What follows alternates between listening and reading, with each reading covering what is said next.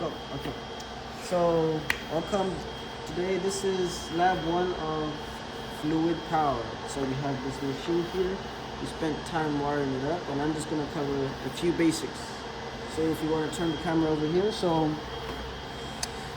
here we have the power supply connected down here. If you follow the cable, it's connected down here, which is connected to up here, this terminal row up here, which is gonna connect to all our devices. And then we have the ground connected down here, which is also connected to the ground that goes to the PLC. So that's why the two grounds are connected. And then from there, we have pause.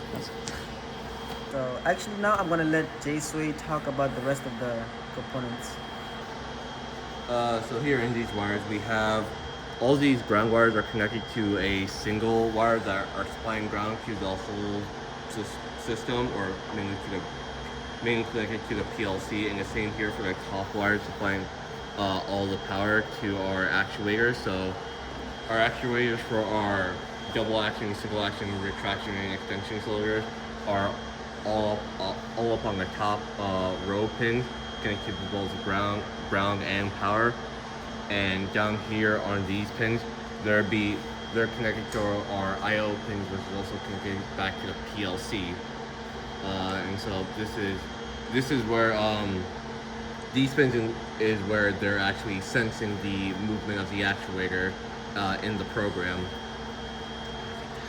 Alright, so now everything's wired up. I'm gonna kind of give an example of the machine working. So we got the two cylinders right here, and we actually ran into this problem in class where the solenoid is messed up.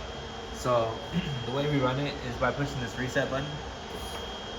You see the cylinder goes. Oh, shoot. Then we can push the start button. No, we can't. Oh, hold on, this is bad. Try doing the thing again. This one? Yeah. Oh, there we go.